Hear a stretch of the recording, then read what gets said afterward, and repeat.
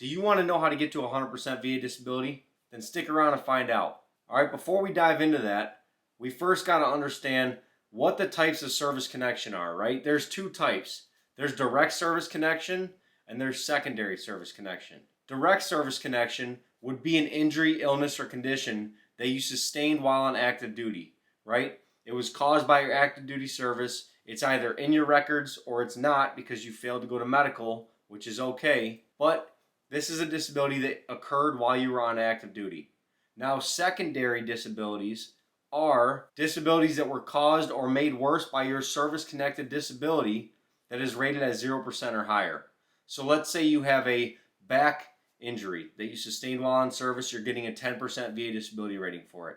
You've been suffering from this disability for about 10 years, and now all of a sudden you've developed this neck injury, right? This neck injury is directly caused by your back injury that is service connected at 10%.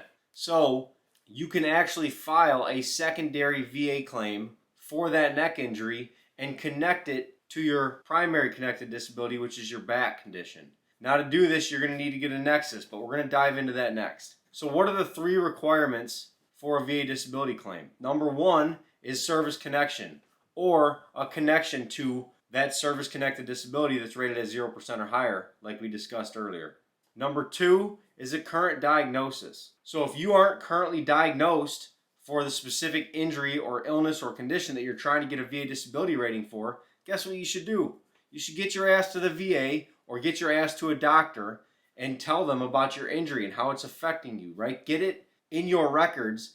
The doctor is going to give you a diagnosis. All right, so if you're suffering from mental health issues, go in there, do the mental health intake, and you're going to walk out of there with a whole bunch of information now in your medical records that you didn't have before. And ding, ding, ding, you'll have that medical diagnosis. Now, the third thing you need is life impact.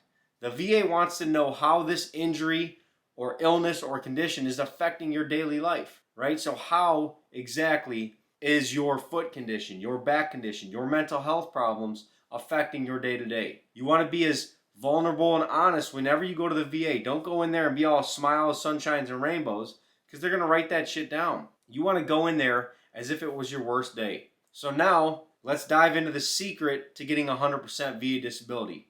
Now, a lot of veterans think that 100% VA disability is too far out of reach, or they don't qualify, or they don't have any disabilities that are going to get them to 100%. Now, a lot of the times you're right. You know, not all veterans qualify for 100% disability, but the secret to getting 100% disability is through secondary disability claims, which we touched on earlier in this video. So secondary disability claims, let's just kind of highlight what those are again for those of you who are unfamiliar with those. These are going to be conditions that were caused or made worse by a service-connected disability that you have that you're currently getting at least a 0% rating for. So we talked about your back injury, and this back injury is service-connected. You're getting a 10% rating, but all of a sudden you've developed this neck condition, and you go to the doctor, you're going getting physical therapy done and all that, and your doctor tells you, guess what, this neck injury, I believe it might be caused by your back injury. So then what you're going to do is you're going to ask him to write that down, get his medical opinion on that. And this can be done in the form of a Nexus letter. Now, a Nexus is something that you need to connect these secondary claims to your service-connected disabilities. All right, because if you just go ahead and submit that neck injury and try and get a rating for it, you're going to get denied. Why? Because one, they don't see service connection. Nowhere in your medical records, in your active duty service records, does it show that you sustained a neck injury or that you hurt your neck or that you were even seen by a doctor for your neck. Now, all of a sudden, 10 years after you got out, right, you're already connected for your back, you started going for your neck injury now, and you want to submit a claim for it because your doctor told you that he thinks that this is probably due to your back injury.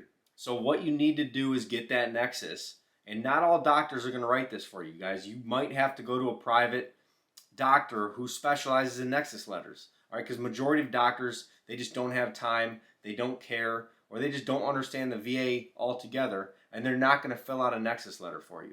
All right, but that's a video in and of itself.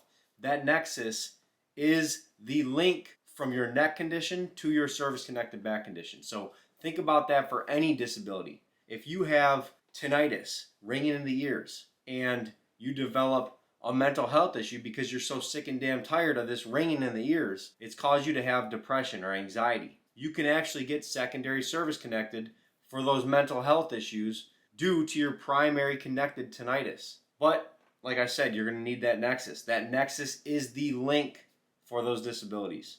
If you guys are finding this video useful and getting value out of this information and you think other veterans would benefit from this, do me a favor, hit that like button, subscribe to the channel. Also, visit forthecore.com. It's my website that I continue to add information to, and I'm trying to create a resource that I wish I had when I got out of the Marine Corps in 2014. I hope you guys enjoy it. Let's get back to the video. All right, to get to 100%, because I promised you I'd tell you how to get there.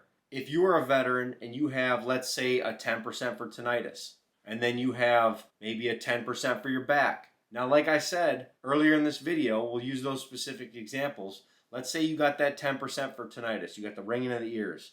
All of a sudden, you've developed this depression, this anxiety, and you've kind of just spiraled out of control, and your mental health issues are way out of whack. What I encourage you to do is, number one important thing is go get help.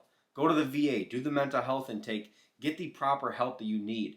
All right, what that's going to do is two things. It's going to get you the help you need, but it's also going to get you a current diagnosis, okay?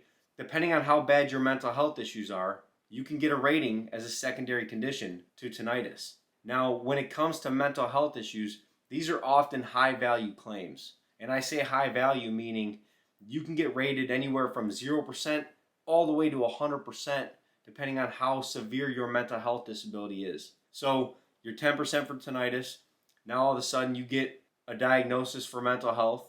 You get a Nexus from your doctor connecting that mental health to your tinnitus. And now all of a sudden you get a 70% for mental health. So boom, you got 70 for mental health and 10% for tinnitus. Now this is something that you can continue to do. Many veterans are taking pain meds. They're taking medication for their mental health problems. These pain meds have a whole host of different side effects, whether it's irritable bowel syndrome, GERD, right?